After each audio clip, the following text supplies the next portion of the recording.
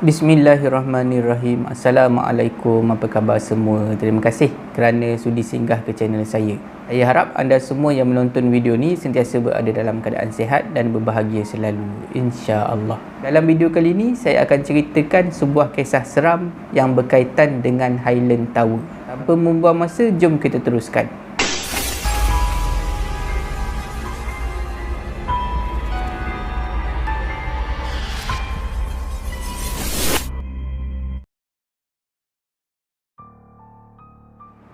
Selamat datang ke segmen Singgah Seram. Untuk kisah ni saya akan gunakan nama Fahmi, nama samaran Fahmi bagi memudahkan cerita. Fahmi adalah seorang yang suka aktiviti yang mencabar, termasuklah aktiviti paranormal.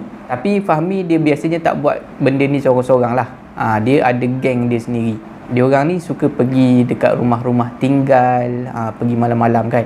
Pergi dekat bangunan terbengkalai, pergi dekat kawasan hutan waktu malam. Diorang pergi rekod video lah, lepas tu saja nak rasa thrill suasana malam dan juga suasana yang menyeramkan. Perkara ni berlaku pada tahun 2011. Fahmi masa tu dia masih lagi berkelas sebagai seorang student tahun akhir. Di universiti mana Fahmi tak ada bagi tahu. Pada masa tu Fahmi dah kahwin.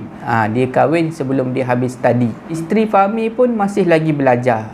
Tapi isteri Fahmi dia belajar overseas, belajar dekat luar negara. Isteri Fahmi ni dia adalah seorang yang datang daripada keluarga yang senang lah, keluarga yang kaya. Jadi sebelum dia orang kahwin tu memang isteri Fahmi ni dah ada sebuah rumah, dah memiliki sebuah rumah. Dan bila isteri dia berangkat ke luar negara, belajar dekat luar negara, Fahmi tinggal dekat rumah tu seorang diri. Isteri Fahmi dia tahu tabiat suami dia ni, tabiat Fahmi yang suka pergi buat aktiviti paranormal malam-malam dengan kawan-kawan dia. Jadi bila dia nak pergi ke luar negara tu, dia dah pesan lah awal-awal dekat Fahmi ni, jangan buat kerja-kerja macam tu, tak elok. Macam tu lah, sebab dia risau nak tinggalkan Fahmi ni. Tapi Fahmi ni macam biasalah kan.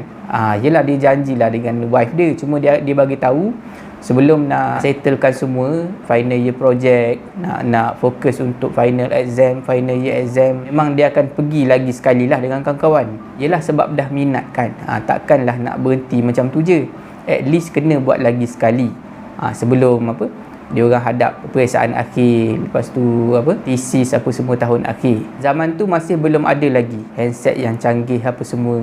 Masing-masing pakai kamera DSLR macam tu je. Sekitar 2 minggu sebelum Fahmi dan juga kawan-kawan dia nak fokus pada projek tahun akhir, thesis semua, nak prepare untuk peperiksaan akhir tu, Fahmi dan juga kawan dia orang berenam berpakat nak pergi buat aktiviti paranormal buat kali yang terakhir. Dan lokasi yang menjadi pilihan diorang masa tu adalah Highland Tower. Highland Tower ni sebenarnya diorang dah pergi sebanyak 2 kali sebelum daripada ni. Ini adalah kali yang ketiga. Diorang gerak masa tu 6 orang, 2 kereta. Bermakna 1 kereta 3 orang. Sebelum daripada tu, kali pertama dan juga kali kedua yang diorang pergi dekat Highland Tower tu tak ada apa gangguan sangat. Sekadar dengar-dengar bunyi macam tu je, bunyi tapak kaki, bunyi suara orang sayup-sayup, macam tu je. Jadi dia orang tak puas hati dekat Highland Tower tu. Dia orang semua ni, dia orang berenam ni berkumpul dekat satu lokasi pada jam 11 malam. Dan dia orang tiba di Highland Tower sekitar jam 11.45 malam. Bermakna daripada lokasi dia orang berkumpul tu ke Highland Tower mengambil masa sekitar 45 minit. Sampai dekat kawasan depan, diorang tak terus masuk. Diorang lepak-lepak dulu, isap rokok dulu. Lebih kurang jam 12.30 malam barulah diorang masuk. Bila dah masuk tu, diorang menuju ke satu blok ni, blok tinggal, berbekalkan lampu suluh dan juga kamera DSLR. Masa tu belum ada lagi handset canggih semua. Diorang pakai kamera DSLR je. Sedang diorang berenam ni berjalan, tiba-tiba kawan Fahmi yang berjalan paling belakang ni berlari. Berlari pergi dekat depan. Sebenarnya kawan Fahmi yang berlari ni daripada paling belakang ke depan ni, dia berlari tu sebab dia terasa ada orang cuik belakang badan dia. Tapi masa tu dia tak bagi tahu lagi. Ini dia cerita lepas dah balik daripada Highland Tower tu. Lepas dah lalu dekat blok tinggal tu, diorang pun naik lah. Naik daripada satu tingkat ke satu tingkat. Keadaan malam tu, sunyi dia lebih sunyi daripada biasa. Biasa ada juga dengar bunyi benda kan, bunyi haiwan ke serangga, cengkerik ke semua. Ini kali ni diorang naik, tak ada dengar apa-apa, sunyi lain macam. Makin lama diorang makin penat. Ramai-ramai naik tangga daripada satu floor ke satu floor. Sampailah diorang tiba dekat floor 7. Tingkat 7. Tiba-tiba salah seorang daripada diorang berenam ni yang tak pernah pergi. Yang salah seorang ni adalah yang tak pernah pergi. Dia tegur. Tak ada apa-apalah kat sini. Dia tegur macam tu. Yang lain ni dah biasa pergi. Tapi masa tu memang Fahmi akui lah. Memang betul tak ada apa-apa kali ni. Langsung tak ada apa-apa. Bila dah tak ada apa-apa tu, diorang ni pun semua bergerak turun semula ke bawah. Bila diorang berenam dah sampai dekat tingkat bawah tu, paling bawah, diorang lalu dekat kawasan blok yang runtuh tu, diorang tiba-tiba diorang berenam ni semua mendengar benda yang sama. Diorang dengar ada suara kucing mengiau. Perlahan aja. Macam tu. Tapi lama kelamaan suara mengiau tu, suara kucing mengiau tu berubah menjadi suara satu kanak-kanak. Suara seorang budak. Budak tu seolah-olah sedang mengerang kesakitan. Bila diorang dengar betul-betul, barulah diorang perasan apa yang budak tu sebut. Sebenarnya budak tu sebut Mama. Dia menjerit macam tu. Dia menjerit perlahan aja. Mama. Dia seolah-olah menjerit minta tolong. Bila semua dah dengar benda yang sama, masing-masing tak cakap apa-apa. Masing-masing dah tak sedap hati ni. Disebabkan rasa tak sedap hati tu, dia orang semua pun terus keluar daripada kawasan tu dan terus balik. Kita fast forward seminggu lepas tu. Seminggu lepas tu, Fahmi and the gang ni, dia orang berenam ni, fokus study lah. Fokus study, siapkan final year project, thesis apa semua yang belum siap, diorang siapkan. Diorang ni semua sebenarnya ambil course architecture. Kata Fahmi, dia dan juga kawan-kawan dia berenam ni memang jenis buat kerja last minute. Bila buat kerja last minute, memang maknanya time tu memang banyak betul kerja yang belum selesai. Jadi terpaksalah berjaga malam, memang pulun habis-habis lah. Dalam satu minggu tu, boleh kata tidur 1, 2 ataupun 3 jam saja. Paling banyak dia boleh tidur. Memang tidur tak sempurna lah sepanjang satu minggu tu. Dipendekkan cerita, hujung minggu tu selesailah si Fahmi ni present dia punya design bangunan apa semua pada lecturer dia. Selesai aja present tu pada lecturer dia, memang dah barai teruk lah si Fahmi ni. Memang dah mengantuk gila, badan pun dah sakit-sakit sengal-sengal, tak cukup rehat, tak cukup tidur. Jadi masa tu si Fahmi ni, dia selesai dia punya final presentation depan panel lecturer ni semua sekitar jam 3 ke 4 petang macam tu lah lebih kurang. Dah selesai apa semua, dia terus balik ke rumah dia. Dah sampai rumah macam biasalah, memang nak tidur lah. Tapi sebelum nak tidur tu, dia akan call isteri dia dulu. Tapi bukan call biasalah, dia buat video call sajalah kan. Nak update apa yang dia buat. Dah selesai final presentation, dia nak tidur, dia nak cakap-cakap benda-benda macam tu lah, nak tanya khabar isteri dia sekali. Bila dah selesai semua, dah selesai sembang dengan isteri dia, Fahmi nak tamatkan panggilan lah, nak tamatkan video call tu. Tiba-tiba Fahmi terdengar dekat dalam rumah tu ada salah satu pintu yang ditendang kuat. Bunyi macam ditendang kuat. Bam, bunyi macam tu. Pom, bunyi macam tu. Terperanjat lah Fahmi terperanjat dan dia rasa pelik. Sebab setahu dia, dalam rumah tu, termasuk dengan pintu depan, memang tak ada satu pintu pun yang dibiarkan dalam keadaan terbuka. Jadi pintu mana sebenarnya yang tertutup kuat macam tu? Nak cakap ada orang tendang, dia seorang aja tinggal dekat rumah tu. Bulu roma Fahmi serta-merta meremang. Fahmi, dia cakap dekat wife dia, tolong teman dia sekejap, jangan tamatkan lagi panggilan tu. Jadi Fahmi dia pasang dia punya komputer, PC dia tu, dia pasang bacaan ayat-ayat suci Al-Quran. Dia baca surah, dia pasang surah Yasin apa semua. Isteri Fahmi rasa pelik dengan kelakuan si Fahmi ni. Nampak sangatlah ada benda tak kena. Fahmi sebenarnya masa tu dia nak bagi tahu wife dia ada bunyi orang tendang pintu apa semua, tapi dia tak berani nak buka mulut bercakap dalam video call tu. Jadi bila dah tamatkan panggilan apa semua, Fahmi dia bagi tahu wife dia bagi tahu isteri dia melalui teks, melalui mesej. Dipendekkan cerita, malam tu Fahmi dia bolehlah tidur. Dia boleh tidur, tapi dia rasa tak selesa, rasa macam diperhatikan. Dia rasa macam ada orang dekat rumah tu selain daripada dia. Tapi boleh tidur ayam lah. Tapi tak berapa puas lah tidur dia tu. Keesokan harinya, Fahmi dia tak ada aktiviti dekat kampus dia. Tak ada aktiviti apa. Jadi Fahmi habiskan masa dekat dalam rumah tu je. Dan dia memang tak keluar daripada bilik. Sebab dalam bilik Fahmi ni, bilik dia adalah bilik master bedroom. Ada bilik air apa semua. Jadi dia boleh mandi dalam bilik dia, boleh ambil air semayang dalam bilik dia, boleh solat dalam bilik dia. Memang tak ada masalah lah. Bila jam dah menunjukkan sekitar jam 2 petang, barulah Fahmi ni nak keluar daripada rumah. Sebab dia dah lapar. Dia nak keluar pergi kedai mamak, nak pergi makan lah. Bila Fahmi buka aja pintu bilik, bila dia keluar aja daripada bilik dia, dia rasa meremang. Rumah dia rasa seram semacam aja. Fahmi ni, dia ada satu habit. Sebelum dia keluar daripada rumah, dia akan pastikan semua tingkap dan juga pintu dalam rumah dia ditutup. Kalau dia tak tutup semua, dia memang biasanya dia tak akan keluar daripada rumah lah. Dia tak senang hati selagi semua tak ditutup. Mula-mula semuanya okey. Fahmi tutup tingkap bilik dia, dia tutup pintu bilik dia, pintu tandas apa semua. Yang tak okeynya, bila Fahmi nak pergi tutup sliding door dekat balkoni. Dekat balkoni tu ada langsir dan ada sliding door. Sliding door tu belum ditutup rapat. Bila Fahmi nak pergi dekat sliding door balkoni tu yang ada langsir tu, Fahmi ternampak di sebalik langsir ada satu wajah, ada satu muka perempuan, separuh aja nampak macam tu. Separuh muka perempuan tu ditutupi oleh langsir. Fahmi nampak muka dia pucat, kulit dia pucat dan biji mata dia melilau, pandang merata-rata macam tu. Saya cerita ni pun saya rasa meremang. Fahmi nampaklah muka dia putih pucat dan mata dia agak merah, melilau macam tu. Tengok merata-rata macam tu. Bila nampak aja benda tu, Fahmi lantaklah. Sliding door terbuka ke apa ke, dia terus ambil kunci dan terus berlari keluar daripada rumah. Fahmi dalam ketakutan yang tak amat sangat masa tu. Jadi bila dah selesai makan apa semua, Fahmi memang tak balik ke rumah dia. Fahmi pergi dekat tingkat 7. Dekat tingkat 7 tu ada rumah member dia, rumah bujang lah. Fahmi tidur dekat rumah dia malam tu. Memang dia tak balik rumah dia, dia tak berani. Keesokan paginya, dekat rumah kawan dia dekat tingkat 7 tu, rumah bujang tu, ada salah seorang daripada kawan dia dekat rumah tu mengadu ada ternampak kelibat seorang perempuan mengendap bilik dia daripada luar. Kawan Fahmi ni yang mengadu ternampak kelibat perempuan ni, bilik dia yang paling depan.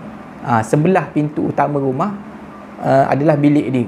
Dan tingkap bilik dia tu menghadap kawasan koridor luar. Kawan dia yang bilik depan tu lah yang cakap ada perempuan yang bermata merah, kulitnya pucat, mengendap daripada tingkap bilik dia bahagian luar. Berderau darah Fahmi bila dengar cerita kawan dia. Maknanya memang benda tu ikut dia daripada rumah. Nasib baik masa tu kebetulan ada salah seorang daripada penghuni rumah bujang ni yang pandai sikit lah, pandai ikhtiarkan bila berlaku benda-benda macam ni. Jadi apa yang dia buat? Dia pagar rumah tu menggunakan garam kasar. Dia adalah bacaan yang dia guna dan ditaburkan garam kasar dekat tempat yang ada ni, macam contoh macam pintu, tingkap, diletakkan garam kasar tu. Jadi benda ni tak boleh masuk. Lepas 2 hari si Fahmi ni menginap dekat rumah kawan dia, rumah bujang tu, Fahmi dah ada rasa semangat sikit, dah datang berani sikit. Jadi dia nak turun baliklah ke rumah dia. Adalah 2 orang kawan Fahmi ni yang temankan dia balik semula ke rumah dia. Bila dia orang dah masuk dalam rumah tu, dia orang bertiga ni lepak dekat ruang tamu. Fahmi bila dia masuk dalam rumah dia, dia tahu, dia dapat rasa yang benda tu masih lagi ada dalam rumah tu. Dan masa dia orang duduk dekat ruang tamu tu, Fahmi rasa benda tu duduk ataupun berada dalam bilik tengah, bilik nombor 2 dalam rumah tu. Sedang dia orang ni bersembang, tiba-tiba terdengar daripada arah bilik tengah tu bunyi orang ketuk pintu daripada arah dalam. Kata Fahmi, cara dia ketuk tu macam orang datang ke rumah lah. Orang datang ke rumah ketuk pintu macam mana. Macam tu lah sebiji bunyi ketukan pintu. Maknanya betul sangkaan Fahmi, memang benda tu ada dalam bilik tengah. Bulu roma jangan ceritalah, memang meremang habislah. Besar kepala ni, Fahmi cakap. Yang kawan 2 orang ni pula terus balik ke rumah dia orang lah dekat tingkat 7. Tinggal Fahmi seorang-seorang dekat rumah tu. Fahmi tak ada pilihan. Yelah takkanlah nak pergi menumpang lagi dekat rumah dia orang ni dekat tingkat 7 ni. Dia tetap kena beranikan diri sebab itu rumah dia dan juga rumah isteri dia. Tapi walaupun Fahmi ni cuba beranikan diri apa semua, memang tak boleh nak tipu lah. Memang dia rasa tak tenteram tinggal dekat rumah tu. Jadi Fahmi dia ikhtiar dengan cara lain. Dia ada lagi seorang kawan yang agak pandai lah uruskan benda-benda macam ni. Jadi Fahmi call kawan dia, minta tolong datang, tolong tengok-tengokkan rumah tu. Jadi kawan Fahmi ni pun datanglah ke rumah. Kawan Fahmi ni sebenarnya bila datang ke rumah tu, dia ada berkomunikasi dengan benda ni, dia ada bercakap dengan benda ni. Dan kawan Fahmi ni bila dah bercakap dengan benda ni, dia bagi tahu terus terang lah pada Fahmi, benda ni dia tak boleh settle, Fahmi sendiri yang kena settle. Dan bila dia balik, dia tinggalkan Fahmi ni, dia balik ke rumah dia, dia terkena demam. Tak tahulah demam tu ada kaitan ke tidak dengan gangguan ni. Sebelum dia balik tu, dia ada ajar pada Fahmi macam mana nak handle situasi ni. Sebab dia cakap Fahmi sendiri yang boleh buat benda ni. Jadi ada dua cara. Cara pertama adalah cara yang orang kata cara yang baik lah. Fahmi kena hantar semula benda ni daripada mana dia datang. Dan benda ni datang daripada Highland Tower sebenarnya. Masa malam yang dia orang pergi berenam 2 kereta tu, benda ni dah ikut Fahmi balik, naik kereta dia sekali. Dan cara yang kedua adalah cara yang kasar, cara menghalau lah. Jadi Fahmi pilih cara yang baik. Dia bercadang nak pergi hantar balik benda ni ke tempat asal dia, iaitu dekat Highland Tower. Kalau nak buat cara baik ni, kata kawan Fahmi, dia kena buat sebiji sama macam malam tu. Waktu yang sama, tarikh yang sama, bilangan orang yang sama, dan kedudukan diorang dalam kereta tu pun kena sama. Siapa yang drive, siapa yang duduk dekat kursi belakang, siapa yang duduk dekat kursi depan. Memang kena betul-betul sama macam malam kejadian tu. Jadi terpaksalah Fahmi tunggu tarikh yang sama. Nak dapat hari yang sama tu, dia kena tunggu selama 6 hari. Sebagai contoh, hari ni hari Sabtu, kejadian tu berlaku pada hari Jumaat. Bermakna dia kena tunggu selama 6 hari nak jumpa Jumaat lagi sekali. Dalam masa 6 hari inilah Fahmi kena bertahan tinggal dekat rumah tu seorang-seorang. Dan memang sepanjang 6 hari tu Fahmi kena kacau. Dia dengar bunyi orang berjalan, orang berlari dalam rumah, orang ketuk pintu. Dia rasa macam ada orang perhatikan dia, ada orang mengintai-ngintai dia. Cuma Fahmi bernasib baik, dia tak nampak aja benda tu. Cuma kali pertama dia nampak tu je lah, yang dekat langsir balkoni. Itulah kali pertama, kali terakhir dia nampak benda ni. Apa yang membuatkan Fahmi ni sedikit lega, kawan Fahmi ni dia dah cakap awal-awal, benda tu tak boleh masuk dalam master bedroom si Fahmi ni.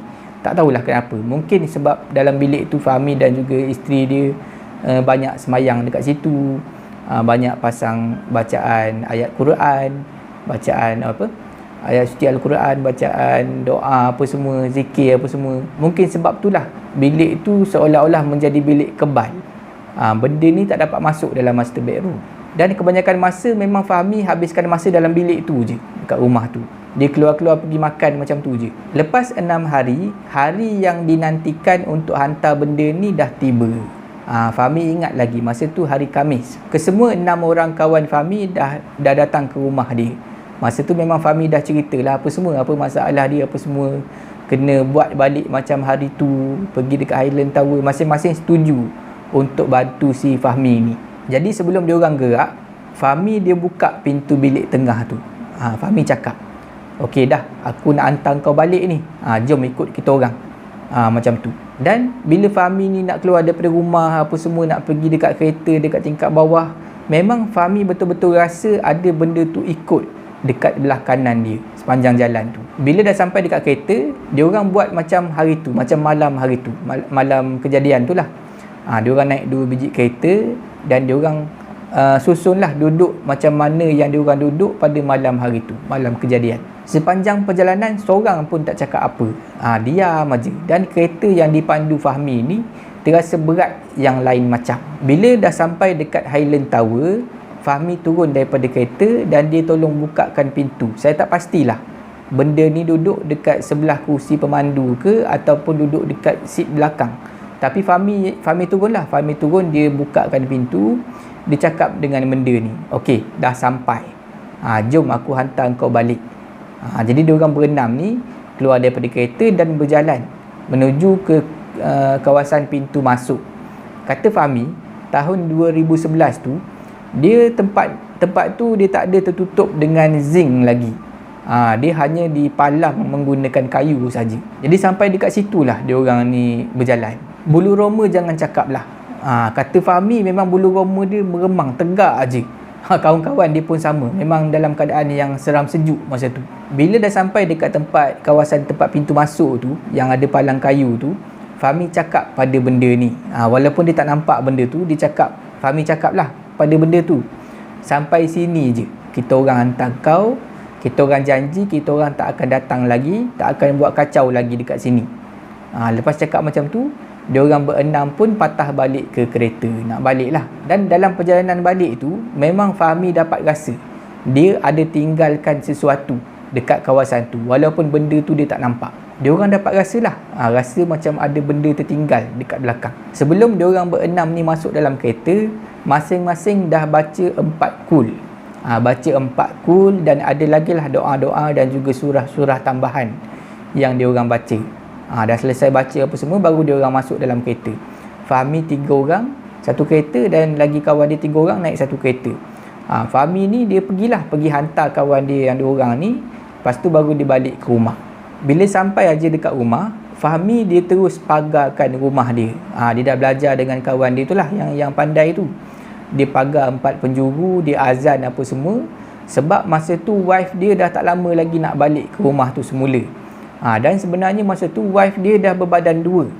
Tak pastilah dah berapa usia kandungan, tapi memang dah berbadan 2 lah, dah pregnant masa tu. Mulai daripada saat tu, Fahmi memang dia berjanji pada diri dia sendiri, dia tak akan buat dah kerja-kerja yang tak elok macam tu. Pergi cari pasal kan, pergi dekat tempat-tempat yang dikatakan berhantu, yang dikatakan keras, dia tak akan pergi dah aktiviti paranormal apa semua. Sebab dia ada tanggungjawab baru.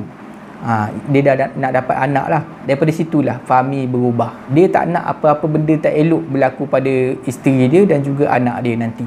Fahmi ada ceritakan apa yang kawan dia bercakap dengan benda tu. Antara benda yang kawan dia bercakap dengan benda tu, benda yang ikut Fahmi daripada Highland Tower tu, dia tanya pada benda tu, kenapa kau ikut kawan aku ni balik ke rumah? Benda tu cakap, dia suka tengok Fahmi ni. Yang ikut Fahmi ni sebenarnya dah pangkat-pangkat makcik lah. Dia tengok Fahmi ni, dia rasa seronok, dia suka, dia nak ambil Fahmi sebagai anak angkat dia. Dan benda tu juga cakap, dia suka rumah Fahmi ni. Rumah Fahmi cantik dan selesa untuk tinggal, terutama sekali bilik tengah tu. Sebab benda ni cakap, bilik tengah tu dia perabotnya lengkap dan tak berpenghuni. Itulah yang membuatkan dia seronok sangat-sangat ikut Fahmi balik ke rumah.